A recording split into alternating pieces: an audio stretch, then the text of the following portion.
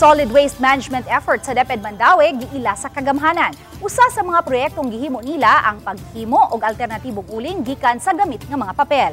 Ang report ni Nico Seren. Adlaw nga operasyon sa DepEd Mandaue. Gipaninguha man ang pagpameno sa paggamit niini sama pananglit sa electronic communication apan magamit gyud gihapon kuno og papel. Ang mga nagamit na gipaniguro hino nila nga mapahimuslan gihapon. Gipaagi kini sa paper shredder aron mapino-pino. Bas-on nila kini og tubig dayon pormahon og daw bola pagkahuman.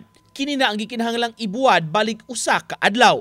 Ug kun mauga na, maporma na ang gitawag nila nga paper charcoal. Kini ang gigamit nila sa pagsugnod kung dunay mga lutuon. Volume huge of papers manggod nga di na magamit nato. So sigara natin patimbang usahay, no? Diha gyud kutob timbang na gyud ta.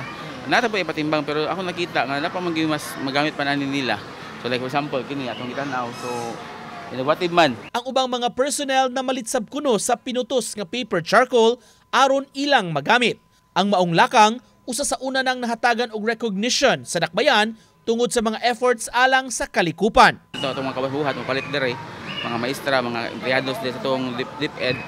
Mapalit din sila na kaya sa gamiton silang pagluto o pagsubasugba sa mga dagat. Kahinumduman, Hunyo niining tuiga, nagpinirmahay o kasabutan ang Mandaue LGU ug ubang mga opisina alang sa integration sa solid waste management concepts sa curriculum sa mga eskwelahan. Nagpadayon na ang implementasyon niini aron matudlo sa mga bata ug ipasukip sa ilang leksyon. Kaimportante masabyud kuno nga mapasabot sila sa importansya sa mga lakang pagprotektar sa kalikupan. Hinahinay, kaya di man nato mabulto na kausa, kay by quarter man ta. So for example, karon nga quarter atong i-discuss ang segregation. Uban ni Godfrey Relien, Nico Sereno, Balitang Bisdak.